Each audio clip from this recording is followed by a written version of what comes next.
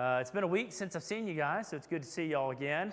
I have spent the last week in Christmas holiday vacation mode. I mean, fully inundated. We left here, went home and finished packing the car up on Christmas Eve service and drove to Dallas, getting up into my brother's house about 11:30 p.m. on Christmas Eve. I mean, that's like prime time for us to be getting kids to bed because chimneys are about to start getting filled up, right? And so we had to move quick to get everything done that needed to get done. I spent a couple of days with my brother, saw my parents. Good time, but man, just tiring, just being around people. And then after we're done there, my in-laws decide to do this huge Christmas extravaganza trip up in Grapevine, which is apparently the Christmas capital of Texas, or thus they've dubbed themselves. And so I spent 2 days in Grapevine doing all of the crazy Christmas stuff that can ever be done. I mean, we were sledding, we were walking through ice sculptures. It was an insane amount of Christmas that we went through up there. Then we did the Great Wolf Lodge thing for a day, which is the exact opposite of Christmas. It's like 90 degrees and 95% humidity with an indoor water park. And let me just tell you something, guys. When I was driving home yesterday, all I could think about was, I'm ready to be home. Like, I loved every bit of it. It was wonderful seeing my family. It was wonderful seeing my wife's family. The experiences we had, took lots of pictures so I can go back and remember them as pleasant memories, right? I mean, it was a wonderful, wonderful time. But man, exhausted. And man, just this year, finishing this year, I'm like, man, I'm just exhausted. Right now, I'm more energetic than I've probably been in the last, 6 weeks. It's just like I'm finally done. I can breathe for a minute. Man, the end of the year between Christmas and New Year's, sometimes can just drag on like a purgatory of confusion. I don't really know what's happening. We don't know where we are. Everyone's in pajamas all the time. Like, it's a weird time, right? I thank y'all for putting clothes on today. I appreciate it. I know that was a sacrifice for some of y'all. First time you put pants on in a week. So thank y'all for that. But I mean, like, it's tiring, guys. And you get confused. And I want to know if you're coming here today, or at the end of this year, and you're just spent. And I got a word from the Lord for you today. We're going to be in Psalm 61 today as we finish what we're doing this year. And Psalm 61 is a psalm of David. We don't have direct understanding of when this was in David's life, but we know that this was a period in David's life where he was absolutely at the end of his rope and exhausted. And I'm like, David, I'm with you. End of my rope and exhausted. I can feel you today, David. And there's a lot of times that was true of David. You know David's story, right? He, before he became king, he was anointed to be the king. And that's a weird thing to happen because there is a king, and he's going to be the king, and those guys don't usually get along very well.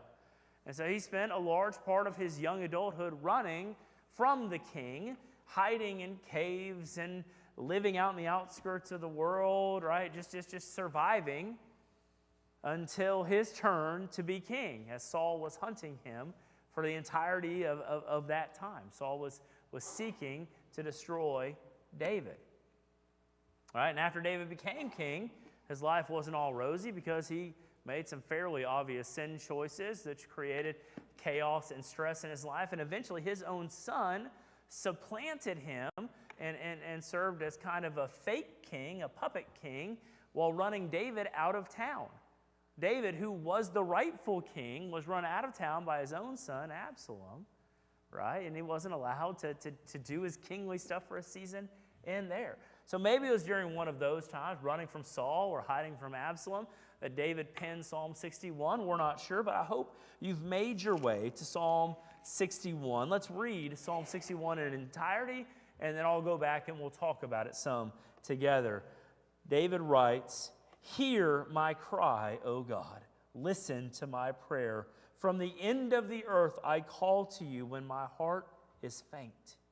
Lead me to the rock that is higher than I, for you have been a refuge, a strong tower against the enemy. Let me dwell in your tent forever. Let me take refuge under the shelter of your wings. For you, O God, have heard my vows. You have given me the heritage of those who fear your name. Prolong the life of the king. May his years endure to all generations. May he be enthroned forever before God. Appoint steadfast love and faithfulness to watch over him. So will I ever sing praises to your name as I perform my vows day after day. There's a couple things I want to start with before we get into the real meat of this text. The first one is we see kind of the setting in verse 1, right? From the ends of the earth I call you, right? From far away from where I'm supposed to be, from away from the civilized eye, I call to you. So we know David is in a rough time, a rough place, calling out when his heart is faint. But I love the way he ends. So in the beginning, he's like, listen to my prayer. I'm so far from you, God. Hear me. And at the end, he says, I will ever sing praises to your name as I perform my vows day after day.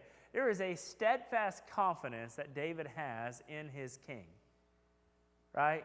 In the king of the universe, David says, I'm in the middle of the stuff. I'm as deep into it as I've ever been. I am absolutely at the end of my rope. Help me, help me, help me, and I will sing your praises because I know you hear.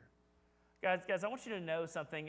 Wherever you are today, God hears you. You may feel like, no, he won't hear me because I've done X and Y and Z, and you probably have done X, Y, and Z, and shame on you for doing all three of those things. Right? Shame, shame, shame. But God hears you. That doesn't mean he wants you to stay doing crazy nonsense. He doesn't want you to live like a pagan or like someone who has no love for him, but he hears you, cares for you, and he's worth singing praises to because he does hear you. There's three things that I want us to grab from this little passage. The first thing, though, is that God, hear me. Right? I love the beginning of this psalm. God, hear my cry, O God. Listen to my prayer. You know, that is a fair prayer to pray. Sometimes when I read the Psalms and I look at how David or the psalmist addresses God, I'm like, ooh, I don't know if I'd want to go there. I don't know if I want to be giving God an imperative statement. Do this, Lord. Right? Because I'm not in charge of what God does. God is God. I am far, far from him. But to ask God to hear you is leaning into who God is.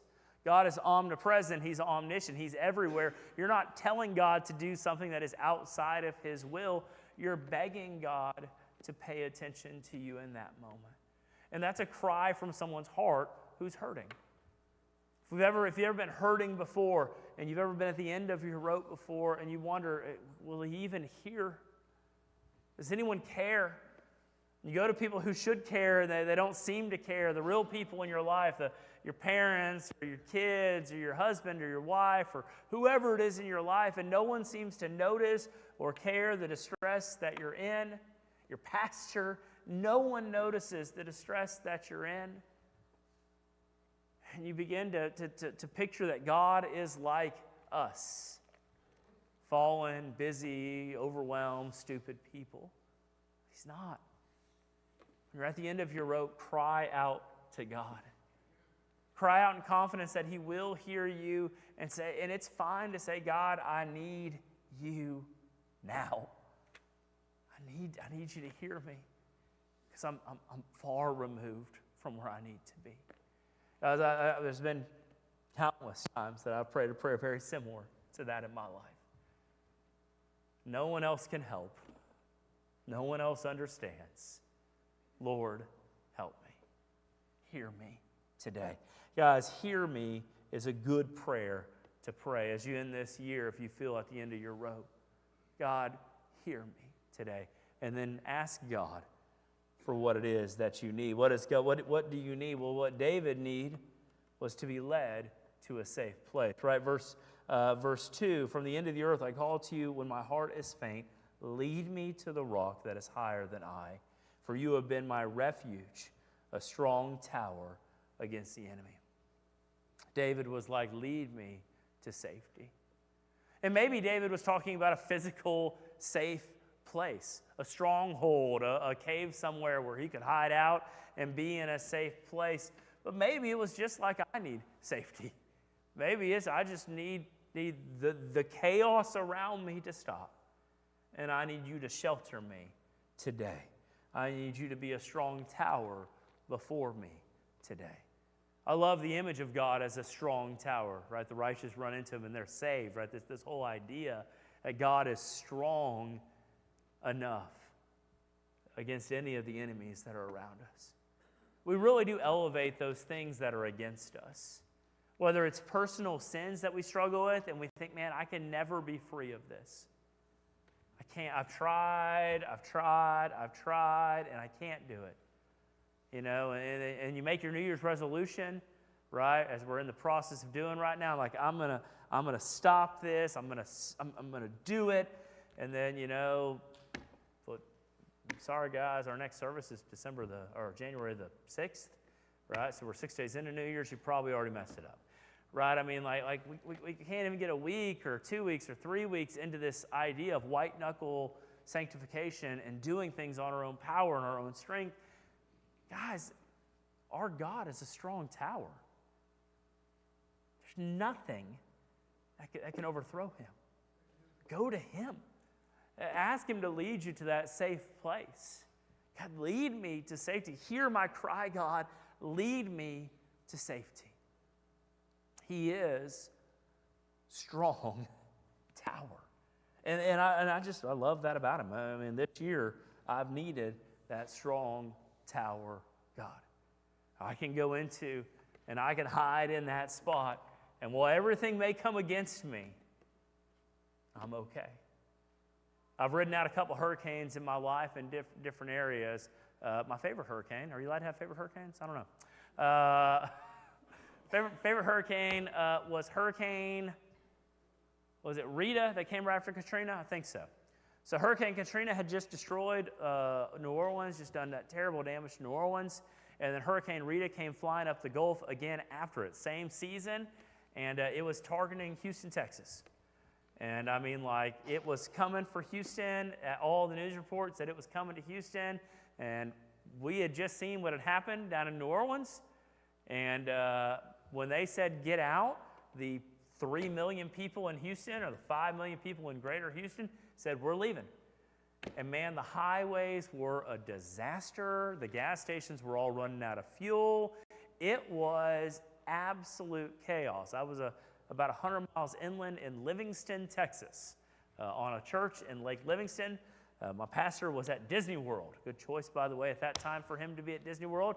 And I was a young, inexperienced youth pastor, maybe 23 years old at this time. And I was tasked with opening up the shelter at the church because, man, people were stranded everywhere. I mean, I went out from my house in Livingston, Texas, and kind of walked out to the corner and looked at the highway, which is Highway 59 that runs through Livingston. And, I mean, there were cars everywhere. It was a disaster movie.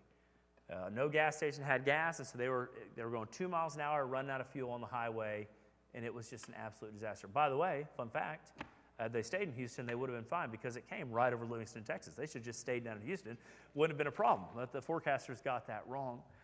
And I remember we opened up the church there, and there was 100-mile-an-hour gusts coming through it, damaged the dam at Lake Livingston. They had to drop the water for several years to get it all fixed up. It was a big deal. Pine trees, which is what you have up there, down all over the place.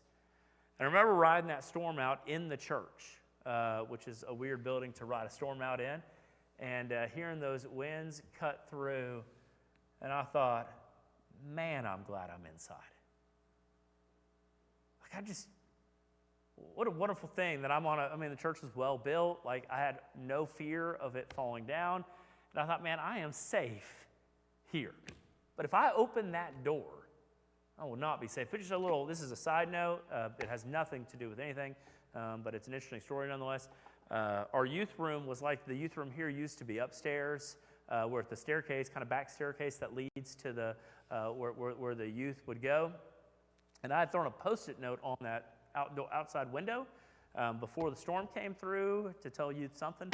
I don't know what I told them. That Post-it note was still on there after the storm. So post it. I mean, good job. So it's really nothing, just a little commercial for Post-it. 3M, if you want to donate to First Baptist Rockdale, go right ahead. But I mean, I remember just feeling in that building, man, I'm safe here. But if I was to leave this building, I would not be safe. Years later, I rode out Hurricane Ike, also down in Houston. I was down in Houston now. I rode it out at my in-laws' house. And someone in their neighborhood, they heard something outside as the hurricane was blowing through. They walked outside their front door, took 2 steps outside the front door. A tree came down and killed them on their front porch because they heard a noise outside, said, I'm going to check on this and see what happened. And a tree came down across them. Just absolute tragedy. Safety, though, was inside. God said, Lord is a strong tower. The world's forces will beat against him, but he doesn't budge. He doesn't shift. He doesn't change. He's not swayed or rocked by the winds and the storm. He's a safe place to be. Maybe you're out in the midst of the storm and you're just getting beat up on. Call out to him to lead you to safety. He is able to make you safe. And he's not just some absent safe place, a building with no character or soul. No, verse 4 tells us, says, let me dwell in your tent forever. Let me take refuge under the shelter of your wings. God is a loving, nurturing God. The image goes from this impersonal fortress that cannot be moved to a mother bird gathering her little ones underneath her to protect them. As God cares for you. You're here at the end of the year, you're spent, you're exhausted. You look forward to the next year thinking maybe the next one will be better. Or maybe you look forward to it with some chagrin and fear about what may be yet to come on the other side of that year. We have a God who personally cares for us. He's not just some far-off protector for us. He nurtures us. He draws us in. He asks us to dwell with him forever. The idea of dwelling in God's tent forever is a beautiful picture as well. It's not a temporary dwelling place for the Christian. If you're here today and you know Jesus Christ, you don't have a temporary dwelling place. You don't have an occasional place to go. Like any one of you, you need a place to sleep. And I don't bring 100 of you. But if you needed a place to sleep, any one of you, and you came to my house, you would have a place to sleep. I'm a very good temporary shelter. If you want to live in my house forever, we're going to have to do a whole lot of other adjustments. If you need a place, if something happened, and you need a spot, we'll get you a place for a day. Right? You need 2 days, 3 days, start to be like, fish, right? Fish is pretty good the first day, second day, third day it starts to stink, right? So maybe let's find a plan out there. Right? But I mean, I can't count the number of random kids that I've had in my house, and I mean random, legitimately random kids. Friends of friends need a place to be. We'll displace ourselves for a minute to get things right. And sometimes, Shopbot was in our house for 4 months. I don't know. He was there forever. Hey, Josh. I'm going to find temporary shelter. The Lord isn't a temporary place. It eventually is like, hey, I think you've had your stay here. He is your forever home. Like as a believer, that is our home, right? I mention this on Beulah Land sometimes, but the idea that, I'm kind of homesick for a country that I've never been, right? That is your home. Your home is in the presence of your Savior. And He's gathering us there, and He's giving us a safe place forever. And we have confidence that He's going to do that. Guys, He's been doing it for the saints for the last 2,000 years, not the normal saints, they've got their own problems. He's doing it for those who love Jesus Christ for the last 2,000 years. And for thousands of years before that, for those who believed in the promise of the Messiah that was to come. Now, do it for you, because he cares for you. And maybe you're in the midst of the storm. Maybe you feel uncertain. Maybe the end of this year is just absolutely, it's time. I can't tell you the amount of years that I've gladly taken the calendar off the wall and been like, let's put that one down. Like, I'm not going to miss that year. Maybe that's this year for you. Maybe this is the year you're glad to rip it down and put the new one up. Maybe it's not. Maybe you're like, man, best year of my life. Can we go another 12 months? Sure enough. It's just 2023 Part B for you, okay? But guys, like, God, he sustains us in those times. So if you're in the midst of those times today, I want you to know that you have a God who will hear you if you cry out. You have a God who will lead you to a safe place to be in the midst of the storm of your life. And you have a God who will comfort you and draw you in underneath his own wings and give you a home forever. And if you're here today and you don't know that God, I want you to know you are missing out. I mean, you are living your life exposed to the elements and the dangers of the world. And there is a God who loves you and wants to draw you home, the place that your heart knows to be. There's something in us that when we just know it. We know this can't be where we're supposed to be. When you read the story on the news and 248 people are killed in a bombing or something, and you're like, this can't be right. You're absolutely right. This is not right. This is not the way home is supposed to be. You have a better home. It's time to come home. That starts out by acknowledging that you have sins. There's things that you've done in your life that has separated you from that God who desires to bring you home. Maybe you lie, maybe you steal, maybe you lust, maybe you do them all, right? Maybe you're multifaceted in your ability to sin. Congratulations, I am as well. But God, being rich in mercy and love for us, sent his Son, Jesus Christ, to live a sinless life, to die on the cross for your and my sins. Because he died on the cross for my sins and for your sins, I am not guilty of even the crimes that I've committed because Christ has already paid my penalty. I'm declared righteous even though I did the crime. That can be true for you as well if you would believe the death, the burial, the resurrection of Jesus Christ. If you cry out to him in faith, say, Lord, I believe that Jesus Christ died on the cross for my sins. He rose again to give me life eternal starting today. You will become a child of God. And guys, there's not a better way to end this year. Put this year to bed. Go to the one who can hear you from the ends of the earth. Go to the one who is a strong tower who will not fail you. Go to the one who wants to draw you underneath his wings and hold you forever.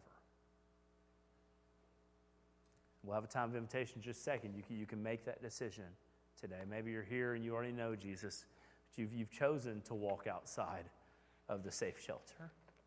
The shelter was safe. It was secure. You heard the noise outside. You opened the door and catastrophe came for you.